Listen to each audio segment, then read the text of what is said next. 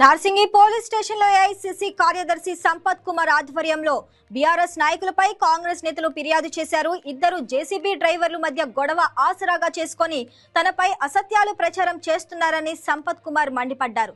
JCB owner కి న్యాయబద్ధంగా రావాల్సిన డబ్బులు అడిగితే తనపై తప్పుడు వార్తలు రాస్తున్నారని ఆగ్రహం వ్యక్తం చేశారు.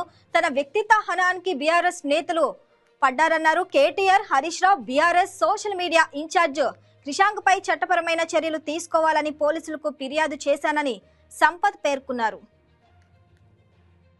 8 కోట్ల రూపాయలు అడిగింది జేసీబీ కాదు, నాకే అడిగినట్లు చిత్రీకరించి నమస్తే తెలంగాణలో ఒక తప్పుడు వార్త ప్రచురించి, ఆ తప్పుడు వార్తను ఎందుకంటే మేము కాంగ్రెస్ అది టీఆర్ఎస్ పత్రిక కనుక ప్రచురించి, ఆ ప్రచురించిన ఆర్టికల్ను బేస్ చేసుకొని వాళ్ళ పెయిడ్ మీడియా ఛానల్స్ ఏవైతే ఉంటాయో ఆ తెలుగు స్క్రైబ్ అని మిగతా యూట్యూబ్ ఛానల్లో విచ్చలవిడిగా ప్రచారం చేసి, దాంతోపాటు అదే ఆర్టికల్ను బేస్ చేసుకొని టీఆర్ఎస్ పార్టీ వర్కింగ్ ప్రెసిడెంట్ అయినటువంటి కేటీఆర్ గారు ట్వీట్ చేయడము, హరీష్ రావు ప్రెస్ మీట్ పెట్టడము, క్రిషాంక్ వాళ్ళ స్పోక్స్ పర్సన్ కూడా ప్రెస్ మీట్ పెట్టి మాట్లాడడము, ఈ తెలుగు స్క్రైబ్ కానీ నమస్తే తెలంగాణ కానీ ఈ యూట్యూబ్ ఛానళ్ళు కానీ అబద్ధాన్ని నిజంగా చిత్రీకరించడానికి ప్రయత్నం చేయడం, ఏమాత్రం వాస్తవం లేకుండా వాళ్ళు ఇచ్చినటువంటి కంప్లైంట్లో కూడా ఒక్క ముక్క కూడా నా గురించి కానీ నేను వాళ్ళని డబ్బులు డిమాండ్ చేసినట్టు కానీ ఏమీ లేదు.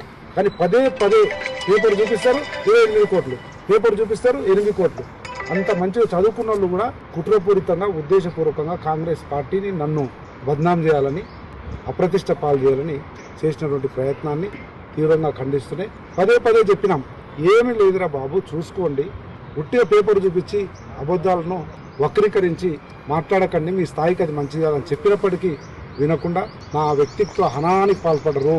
ఏఐసీసీ కార్యదర్శిగా వివిధ రాష్ట్రాల్లో పనిచేస్తూ 35 సంవత్సరాలు నిష్కలంకంగా ఎక్కడ కూడా మచ్చ లేకుండా 35 సంవత్సరాలు రాజకీయాల్లో ఉన్నా, శాసనసభ్యుడిగా పనిచేసిన అటువంటి నా గౌరవానికి భంగం వాటిల్లింది, నా వ్యక్తిత్వాన్ని హననం చేశారు కనుక చట్టరీత్యా చర్య తీసుకోమని చెప్పి ఏసీబీ గారిని కలిసి ఫిర్యాదు.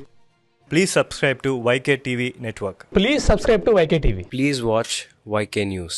Don't forget to subscribe YK News channel.